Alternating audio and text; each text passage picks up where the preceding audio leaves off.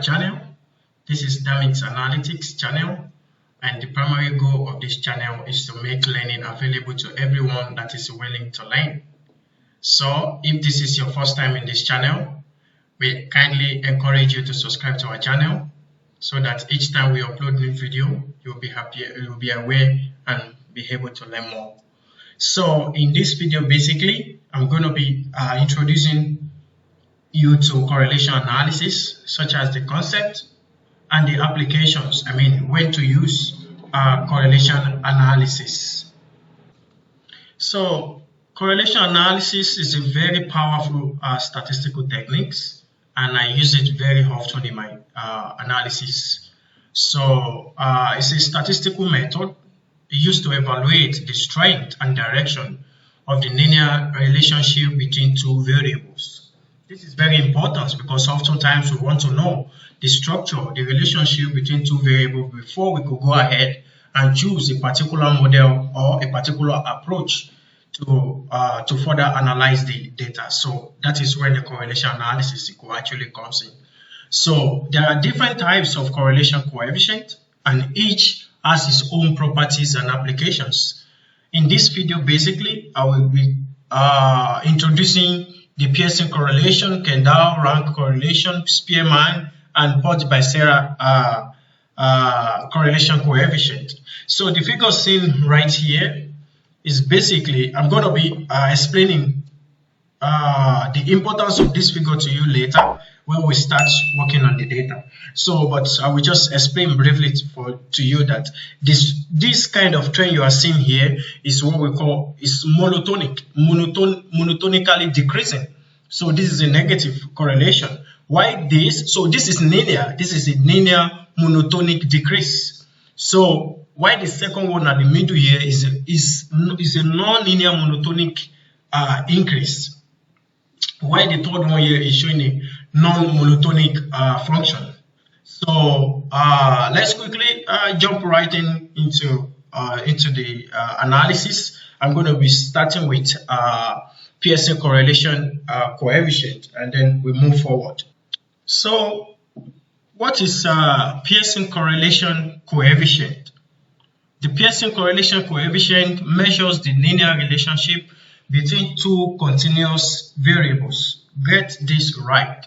This is very, very important. It measures the linear relationship between two continuous variables. So, and it ranges from -1 to 1. So where 1 indicates a perfect positive linear relationship, 0 indicates no linear relationship, and -1 indicates a perfect negative linear relationship. So now let's import the libraries that we're going to be using for the analysis, such as NumPy, pandas, matplotlib, then scipy. So let's import the module. Yeah, so we're going to be using pandas, NumPy, matplotlib, and scipy. So from scipy statistical library, so we're going to be using basically Pearson method, Kendall, Tau, Spearman, and point-biserial. So let's import the data. I'm going to be using sales data that I got from Cargo. I will leave the link right in the description below. So kindly download the data so that you can practice along. So let's import the data. Let's say data is equal to PD. Let's run this first and foremost. Then so pd.read CSV. So the name of the data is sales.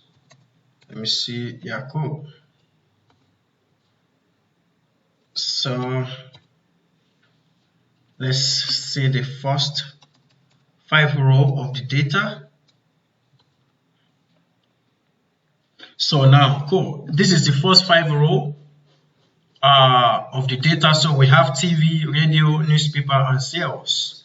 So let's check the correlation between the TV and the sales.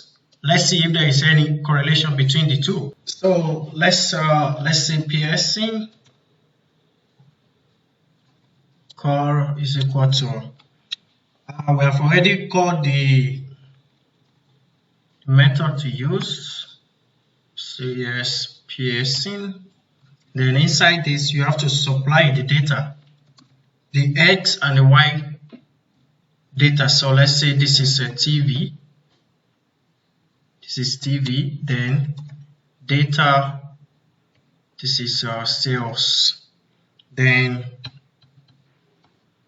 just check.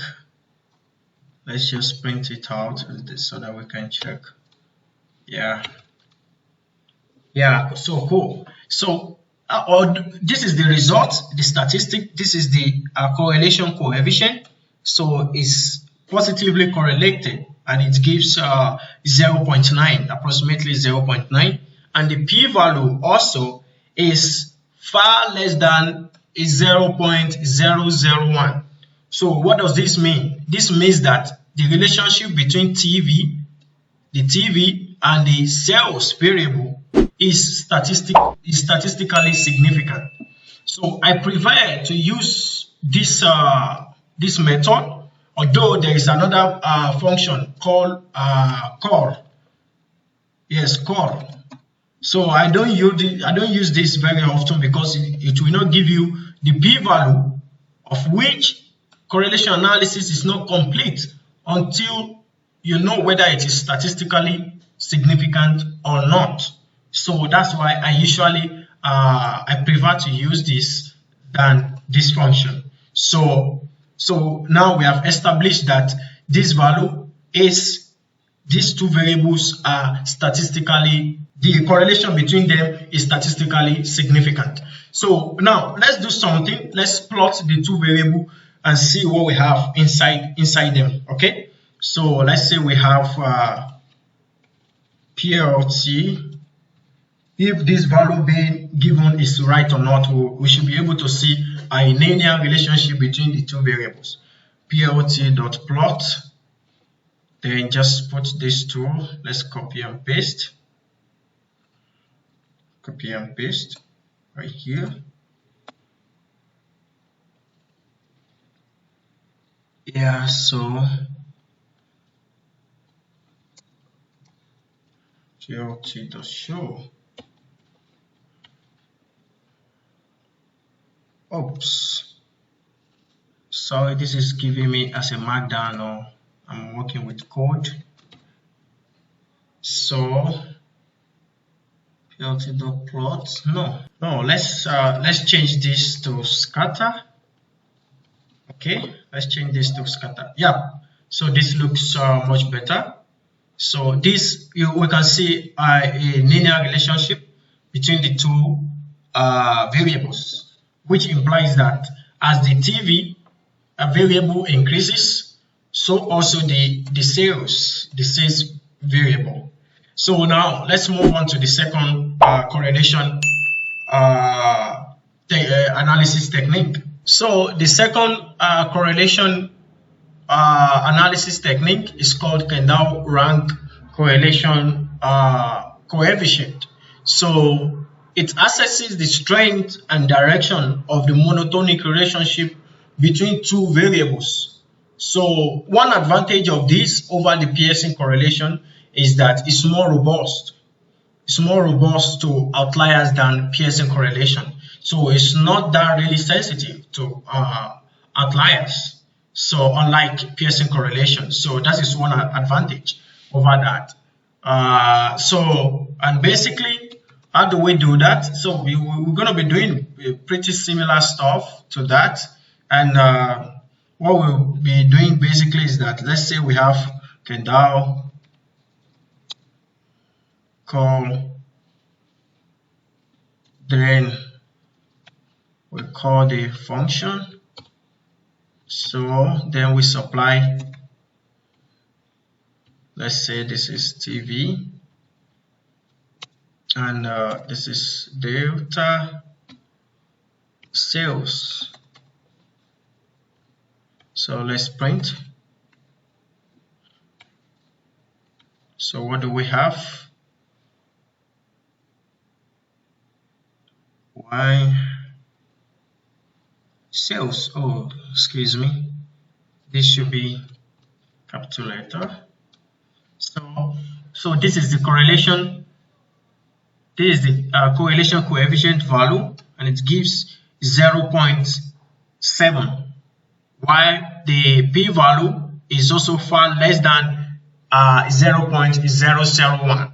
So this implies that the relationship, using the Kendall coefficient, is also stronger. But simply because this works well for a non-linear monotonic function, so that is why the coefficient is smaller to that of Pearson correlation. So this implies that it's better for us to use Pearson correlation than this correlation coefficient, because Pearson correlation performs better than this one. So this one performs better when you have a non-linear monotonic function. Yeah, that is where you're going to see maybe like something like exponential function. So it's going to perform far much better than Pearson correlation. So let's move on to the third technique. So the next correlation technique right now is Spearman rank correlation coefficient. So it's pretty similar to Kendall, Spearman. So the only difference between them is more of theoretical stuff, because Spearman is parametric as it relates to the Pearson coefficient. So whereas Kendall is completely non-parametric. But in most cases, the inferences from both will be the same. So, and it's nothing, I mean, it's just, they are all just alternatives. So if your hypothesis fails for one, then you try another. So, but what I know certain well is that Pearson correlation works well with a linear monotonic function. So while both the Spearman and the Kendall works pretty well with nonlinear monotonic function. So let's try and see what we have for this value of Spearman correlation. Let's say this is Spearman. Okay, so we supply both the data TV, then delta sales. So let's print and see what we have. Yeah, cool. So this result is pretty similar. It's pretty similar to what we got for Pearson correlation. So, and of course, it's also showing that the relationship between TV and sales is statistically significant, as this value is far less than 0.001. So we're going to be moving on to the last one, which is a bit different. So the next correlation technique right now is what we call point-biserial correlation coefficient. So I use this very often when I'm doing machine learning modeling, such as probably when I've actually done a feature engineering, most especially one-hot encoding. So where I've actually converted some variables to binary, so that is 0 and 1, and I want to study their relationship with a particular continuous variable. So I use point-biserial correlation coefficient to study the relationship between them, because if you use Pearson or the previous ones that I've explained, you won't get a very good reliable results. So what is point-biserial correlation coefficient? It measures the relationship between a binary variable take note of these words, binary variable and continuous variable. So that is when point-biserial correlation technique is useful. So, but now from our data, let me show you again. From our data, unfortunately, we do not have any binary variable. So we need to create one. So I'm going to be using a cut method in pandas to create additional variable just after the sales year, that will be in form of binary. So, and how do we do that? Let's say, let's add additional variable to this data, and let's call it binary sales, because I'm going to be using sales variable to create them. Let's say pd.cut. So inside this, you have to specify the data you are using. So in this one, I'm using sales. Then, so the next thing now is the bins. So I'm selecting just 2. Now labels, what I want them to have, what I want the values to be. I want it to be in form of 1 and 0. So let's check the data now. We should have one additional variable added to our data. Cool. So this is what we have now. So this is called binary sales. So we're going to be checking the biserial correlation between these two variables, sales and binary sales. Okay. So, and how do we do that? We basically just do the same thing with biserial cor will be equals to, so we have point, so delta sales and delta binary sales. So let's see what we have. Yeah, cool. So what we have, this is actually showing us the correlation coefficient, which is minus 0.84, which implies that as the sales increases, binary sales tends to decrease.